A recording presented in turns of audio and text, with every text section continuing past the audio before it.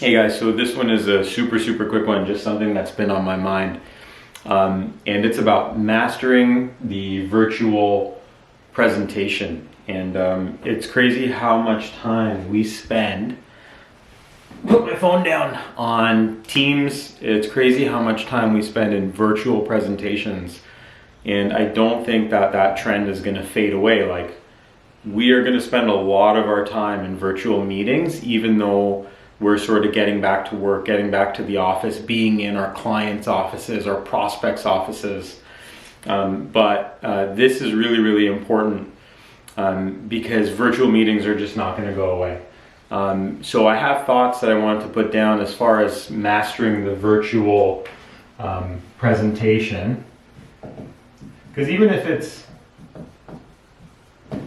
it's a sales meeting or it's a performance review for an existing client, or it's a net new prospect discovery that you're doing, like brand new, never met with the person before, there's still a presentation element. And if you think about it, a lot of this can be applied even to internal meetings, but I'd say the focus is on external. And you'll see as I go through some of the thoughts and just the framing of it, why I think it's more effective and more important for external type of meetings where you might not necessarily know the people who are on the other side of the table. And just to set some context, like, I flip between internal meetings, external meetings, knowing the people on the other side of the table. Some you may have a great relationship with, existing client for a really long time. Some may be brand new, you never met them before, ever. So there's different contexts here. A lot of what I'm thinking about and focusing on is the people that you've never ever met before, like brand new, net new. I say net new, that sounds kind of cheesy, but like brand new people that you've never spoken to before. And there's a reason for it, and the reason why I put emphasis on that, it's because when you're meeting people for the first time on a virtual call, it could be pretty awkward. It can be pretty tough. So the view is to sort of shake out all those sort of first meeting cobwebs. And it's really hard to do. It's much easier for a person like me to do it in person, because I love coming up to people and saying, hey, how you doing? My name's Amar, and this is who I am, and this is the company I represent. And I can get you talking pretty quick, and I can feel your energy, and I can feel whether you are interested in me or not, whether you're reciprocating the energy that I give to you. And let's face it, like, everybody can feel that. There's no science behind it. It is when you meet people in person, you have the potential to hit it off with someone a lot quicker and a lot easier. How do you do that virtually on a Teams call or a Zoom call, especially when you're selling to somebody or selling to a group of people? It's a little bit harder to do so.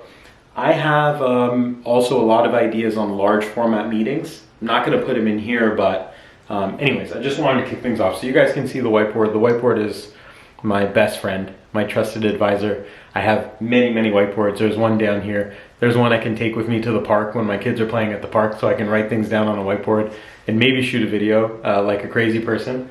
But here we are. So master the virtual presentation. And on the right hand side, as you can see, there is a little image of all of these people with initials. So if you're used to using Microsoft Teams or Zoom, these people are faceless people that show up to your meeting. Blah. We don't like that. How do we get them to engage? Maybe that's something that we can discuss here. But there's always a couple people, maybe a few people that are camera on, and you want to sort of pulse check to make sure everybody else is alive when you're giving a presentation, because feedback is really important. Now, when you're starting off a presentation, one of the first things this guy's going to say, this guy could be me, is, hey guys, can you hear me okay? And what I would suggest is that you stay away from some of the cliched terms when you're getting onto a call or on a meeting that are going to make you sound a little bit typical. You want to be a little bit atypical. There's ways of asking how the weather is, or there's things that you can say other than, hey, how's the weather, to get people to talk. You can say something about something that's a little bit more impactful. You can say, oh man, I hate going from meeting to meeting some days. What do you do to keep yourself energized when all you're doing is virtual calls? That could be a great icebreaker. That can get somebody talking. Or hey, I really lost track of the day. I'm so glad I made it here on time. How do you make sure you're accountable to your schedule when you're on back-to-back calls all day? If you say something like that, it could be more of an icebreaker. But that's all part of kicking off the call in the right way.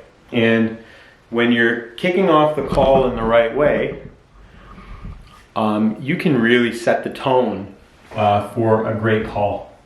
So that's the goal here, is to really set the tone for a great call. And one way to do that is to have a strong intro. And you really gotta think about your voice and your tonality when you're getting into that meeting. As soon as I get onto a call, and you might be there early, you might be there with some of your colleagues, and let's say, again, for the sake of this, you're delivering a sales presentation. When you're delivering a sales presentation, the nerves can be kind of high. You want to deliver the best sales presentation possible, or do the best discovery, because you have goals. As a salesperson, you want to bring the business forward. You want to make sure that deal is going to be in your pipeline with a solid value. And how you start really indicates potentially how you finish. So your voice and tonality really matters big time, and it's a part of a strong intro. Why? Is because if you have a lot of energy at the beginning of a call, people are going to want to pay attention, they're going to want to listen. And that's how you can get all the cameras to potentially turn on. So there's ways, again, when you start a call, to make yourself seem very, very engaging. Voice and tonality, again, is a really important thing, but let's not forget the basics. And you gotta smile. You have to make people understand that you want to be there. Show them your teeth and smile. The other thing is, when you're, I guess we're talking about your face right now. When you're thinking about your face and your just presence, your eye contact matters. And you can think, I'll even draw some eyes there for you. You don't want to look like this guy. This guy's stressed out with his red eyes. That's why I drew him here. This guy didn't pay attention to my video. Doesn't pay attention to anything that I've been saying. But if you think about eye contact, and you think about your eyebrows raised, and you're someone who genuinely is interested, but your eye contact matters on virtual, because you should be looking at your camera. And this is a tough one even for me. Let's say you're using a second monitor, and let's say this guy's got a second monitor here. A lot of times what we do is we move the Teams call to the second monitor because it's bigger, and while I get it's easier for you to see everybody, especially when you have a lot of people on the call, if you just stare at that screen, then you're actually turned this way. And how much less engaging is it? Let's say I'm doing this video right now, and the whole time I'm talking like this, as if I'm looking at somebody else who's there. It's definitely more interesting and more thoughtful to be looking right into the camera. You don't need to be all up in the camera. You don't need to be right here. But in my case, you want to be at a nice level distance with that camera, and you want to be looking right at it, because people can see that eye contact, and even if it's virtual, they know that you're talking to them. Now, if you're doing that, do you have a greater likelihood of getting other people to turn on their camera? You do. And let's go to that. Why would you want people to turn on their camera? Right? And let's put that as a number 2. And sorry if this is a bit disorganized.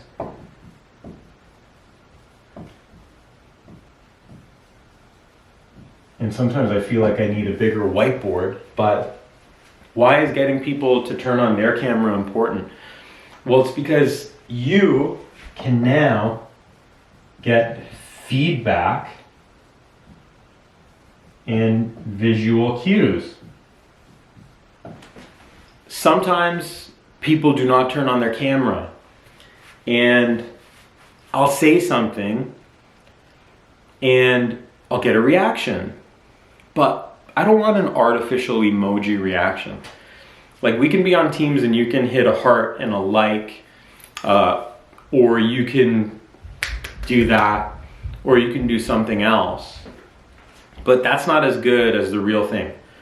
Turn on your camera, and when you turn on your camera, you're gonna see people going like this, or they're giving you positive feedback. You say something, you throw out a stat like, hey, 50% of all TVs are inefficient TVs when it comes to your electricity and utility bills. Let's say you're selling TVs. I don't know why you'd be selling TVs virtually, but just bear with me on that example. And people could be nodding their heads like that. So they don't want to interrupt your presentation by raising their hand and saying something, although you're going to have outgoing people on your virtual meetings that want to do that. But you can get the visual cues. Now, you guys, I think you get that. Getting feedback and visual cues is very, very important. And obviously, you're reading people. Now, in this day and age, multitasking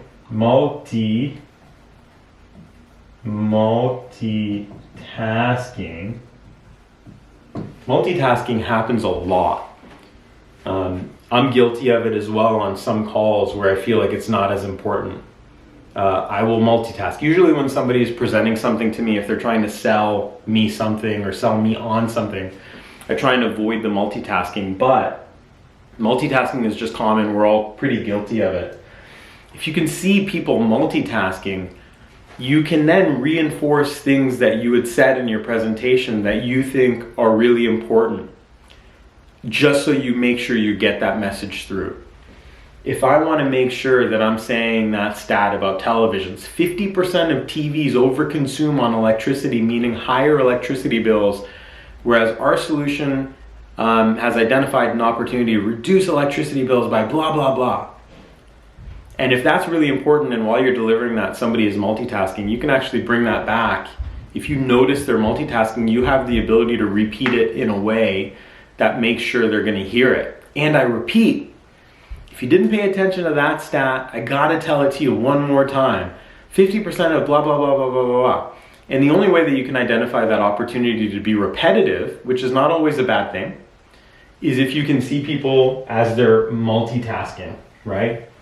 And that requires you to get people to turn on their camera. In some meetings, I've been a little bit more direct, or direct rather, and in asking people to turn on their cameras. And you don't want to do it in a way that is super, super direct, but you might have the enthusiasm or the audacity to say something like, hey, I hate when people are camera off. Or you can say, it's going to be another camera off meeting. I wish I had somebody to look at, or I wish I had somebody to talk to. Obviously, in these cases, you want to make sure that in the moment you're not being inappropriate. It comes off naturally. You're not getting into people's space. I know people are very concerned with that these days. They don't want you to be in their space, but they're there on your meeting, so they should be engaged. And if they're there to begin with, why wouldn't they turn on their camera? Now, not everybody has to turn on their camera. Again, some people have personal circumstances that would not allow them to turn on their camera, or they're eating their lunch and they're just jammed and they have to take your meeting at 12 o'clock at noon, and that's when they eat their lunch. So they don't want you to, see them slurping their instant noodles or whatever it is. So that's okay, right? But anyways, I think those are really important things. Now, there's a couple other things that matter that I think are a little bit more fundamental, and that's how you run your deck.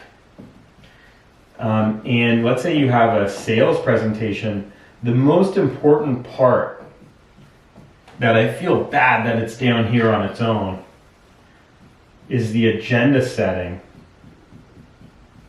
Now, I almost want to circle that in red or blue. Clearly I'm colorblind. My kids would be able to pick the markers better than me. Maybe I'm just getting old. But the agenda setting's got to be one of the most important things. Now, it has a lot to do with kicking off the call right. If you can set an agenda really, really well, people are actually going to know what's coming and they can pay attention. Have you ever been in a meeting or a pitch where you don't know what's coming, and the portion that you're in that moment for the first 15 minutes, let's say, is something that you're not very engaged with and not interested in, but you don't know what's coming next because the person on the call is not giving you that indication. And had they just set an agenda really well in the beginning of the call, then you would have known what's coming next. You would know that the next portion of it, or section 3 of the presentation, which is going to take another 10 minutes to get there, is going to be the part that you, Stacy is most interested in, because Stacy manages that. And that's the most interesting part of her job. So she wants to know about that. Well, if you just talk to Bob over here, Stacy can get bored, and Stacy doesn't know that the most important and relevant part to her is going to come soon. So setting the agenda is really, really important. Part of setting the agenda is doing really solid intros. And let's say you have multiple people on the call. Now, there's a lot that I can say about this, because I've done, as a sales professional doing like enterprise level deals sometimes, I've had a lot of people on my end on the call. So you want to introduce these people and you want to do intros. Now for intros, I have a couple suggestions. Number one is keep it brief. Really watch your time on the intro. Because between agenda setting and doing an intro, if you have like 5 people on your side on a call, you could spend 15 minutes doing that. Let's say you book somebody for a half an hour, or the meeting itself is an hour long, even an hour. 15 minutes is a quarter of the time, which you should be spending on your presentation and asking questions and articulating your value or whatever it is. That's a whole nother topic of what the overall structure would be depending on the presentation. Is it a discovery? Is it a sales pitch? Is it a proposal review? Is it an online demo or a live demo if you're a SaaS company selling a SaaS product? But put all that aside and just say, hey, you got sometimes a posse full of people. And if you start doing intros, your agenda and your intros could take 15 to 20 minutes, and I've seen it happen where people just get bored of it. You're introducing Doug, the director of blah, blah, blah, blah, blah, and you're introducing Jake, the senior manager of planning and blah, blah, blah, blah, blah. If you pass it over to each one of those individuals like Doug and Jake, they're going to take up a lot of time. They're going to introduce themselves. They're going to use that opportunity to speak, which is great, but you want to utilize your speakers as best as possible. Now, that actually brings me to another tip. Outside of the actual presentation itself, actually within the presentation itself, like what am I talking about? How you utilize people. Peephole. Oh my goodness. It's Friday evening. And I had a busy week, and I'm just clearly losing my shit. How you utilize people is very, very important. You may have this many people on a call. Maybe you have one more right here with cool hair. The rest are bald like me. I just like drawing stick figures. How you use people matters a lot. Now, you want to get some dynamicism in the call, right? I'm good with words, right? I chose sales for a reason. If that's a real word, please look it up. If it's not on Webster's, then I messed up. What does that mean? That means that you are providing variety. And there's something about hearing a variety of voices on a call that can make your call super effective. And you should always leverage people. Now, it's not just about the vocal variety so that your audience doesn't get bored. It's about subject matter expertise. Now, here's what I really, really believe. And again, we're focusing on sales meetings and sales presentations more than anything. But here's what I truly believe, is that a great salesperson, I'll even put it right here. A great salesperson, they're great, is a great facilitator. Wow, are you guys going to be able to read this? Is anybody going to be able to read this? People might not even care about this video because it's so sloppy on the whiteboard, but I love whiteboards, clearly. Great salespeople are great facilitators. It doesn't mean that the salesperson is the subject matter expert. You want to develop an expertise because you want to provide value. Your value as a salesperson matters. It's what's going to keep people interested. It's what's going to help people answer the phone. It's what's going to help people call you back if you leave them a voicemail and they don't know who the heck you are. But does it mean you need to know everything and be all things to all people? Absolutely not. But there's one thing you need to do really, really, really, really, really, really well, especially in larger deals with larger companies. You need to be a great facilitator. And what that means is you know where to bring in the subject matter expertise. You know when to bring in Doug. You know when to bring in Jake. And they're going to come in at different moments. Now, how you utilize those people, especially knowing that not everybody is going to be as great of a communicator as you are, or as great of a salesperson as you are, and they may not be as smooth with their voice and their tonality, and maybe if they were leading the meeting, you wouldn't want that. Like you clients would run away because they'd be like, oh man, I don't want to listen to this guy. But the utilization of those subject matter experts really, really matters, especially when you're selling technology or you're selling something that has a level of expertise required. And I always love to do this. You got to make sure that everybody has their portion in the meeting. So not only, when it comes to utilizing people, not only does it provide value in the dynamics of the meeting, because a variety of voices may connect with a variety of people in the audience. Barbara, who's your prospect, may bring somebody to the meeting who is going to be more interested in what Doug has to say than what you have to say, even though you are the master salesperson who brought everything together. But you shouldn't let your ego get hurt. Because if you're a great facilitator, you're going to get the end result that you want. And that's what we do as salespeople. We look for the opportunities to drive revenue, to drive outcome, and while benefiting the client. So if you can do all those things, put your ego aside. You don't need to talk for 45 minutes to an hour on a pitch and be a superstar when it comes to the flow of your deck and your information. You need to know when to utilize people to provide some dynamicism. I still don't think I got that word right, but also provide the variety through subject matter expertise. Now, this really matters, especially when you are a new salesperson. If you're new to the industry, you're new to the company, it's going to take you a while. If I transition into a new organization, the processes are different, the way we do things are different than what I'm used to. I can be one of the biggest experts in my field, but it's just going to be different when I'm pitching it. So in that case, I really want to make sure that I leverage SMEs who have been in the organization for a really long time, who have the expertise and can help me. In SaaS, we call these people sales engineers.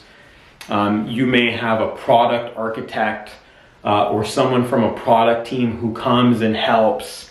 These guys are all SMEs. While you're on your path of growing your knowledge and becoming more of an expert, bring these people in and it provides an awesome dynamic to a meeting as long as you're utilizing these people. Now, you also want to provide some validation. So if you're going to do this and utilize people, you want to make sure that there's validation. And the validation goes towards who they are and what they're saying. This could be a whole concept on its own, but basically, when you have a bunch of people on a sales team or representing a company together, not all of them are sales, you're in sales, but the other guys come from more technical areas and whatnot. When you have this many people together in one room, people are really paying attention to how you work together, and you validating your colleagues' ideas and giving them the airtime and validating the things that they say, and it effortlessly moves to different speakers. That matters so much because the optics of smoothness and efficiency really come out. And again, you can double click on any of these things and it can be another long video, and I know that was long already. The last thing that I noted down was to make sure I talk about your actual presentation and what's in it. I don't think I'm going to talk about that in this video. Again, these are very organic videos. I'm just, for the most part, jotting a few notes down and coming here and going on the whiteboard, because I even love just getting these thoughts out and sharing it for myself. And maybe in my 9 to 5, I bring it back to my team. These are things that I talk about normally on a day-to-day basis. But there was that, your deck, your presentation, how that really, like, there's so much that we can go to in that. So I'm not going to start. Could be another video for that. But there's also another thing I noted down, which is very important, which kind of circles everything. And if you can master this, you can master any type of presentation, any type of discovery, pitch, any type of difficult conversation with an existing client. Let's say you're a strategic account manager and you need to have a difficult conversation with your client, or they're calling you into something because something with the software is completely messed up and you better fix it. But what it is, before I tell you, it's very important, which I said, is your ability to read the room. Now, your ability to read a physical room, a lot easier. Maybe there are some cues that even some people miss out on. I know every time I'm in a presentation or a meeting, I am the one who's recognizing all of these non-verbal cues, verbal cues. I pay too much attention to it. I read into it too much. I've been right many times on my reads.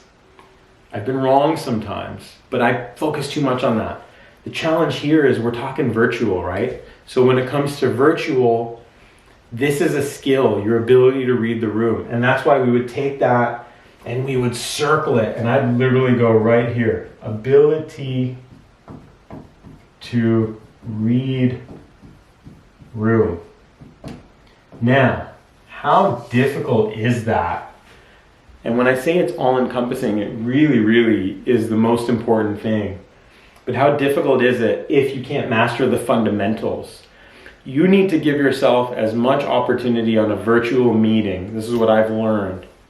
You need to give yourself as much opportunity as possible for people to potentially turn on their cameras and engage. You don't want people to not engage on the call, because then you really don't have the ability to read the room. So then if you end up here with all of these squares who are just, how do you draw a mute? Oh man, it's the worst. It's like, is that a microphone? Oh shit, that doesn't look like a microphone. Okay, here's a microphone. But if everybody's on Teams and everybody's on mute, you can't read the room. They're not letting you. They put that gate in front of you that doesn't allow you to. Now, people may come off mute and eventually at some point they say something, but then they may actually make a comment that's completely out of left field. I've seen that happen before. And they may ask a question that you've already really elaborated on a lot. But they're asking you that question because clearly they weren't paying attention. So they're coming off mute to let you know that they weren't paying attention, basically.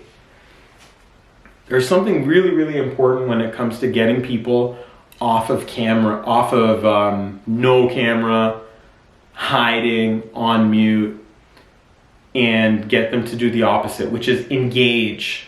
And the one way you can do it is by making sure you're asking interesting questions.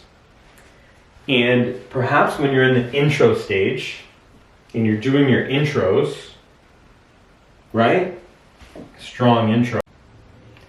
And when you're doing that, you're basically passing the mic to somebody else to speak. And you should get them to engage. Now, the best way to do that obviously is to get them to introduce themselves. So I challenge you, when you're on a virtual meeting, you're on your next virtual meeting, try and follow some of these tips, these fundamentals. If I went too fast, play some of it back. This is really, really, really important. And I got more videos to come. There's so much more content. I just love talking about this stuff. If you are looking to develop your sales skills and you're not in sales skills for non-sales, it's a tongue twister, but this is going to be the area that I focus on the most. I have a lot of content, a lot of written content, enough to publish, that I'm slowly sharing through this channel as my time allows me to do so and as time permits. But you want to follow if that's who you are. If you're already a veteran salesperson or you're a seasoned salesperson, or you come from a more traditional sales background and you're now getting into more virtual scenarios and settings, please review this video again in detail. Keep it in your back pocket. And of course, follow me. I'm going to be producing more and more content. I hope I get good at it. I hope it's better than this. Maybe I'll get a mic, maybe not. Anyways, see ya.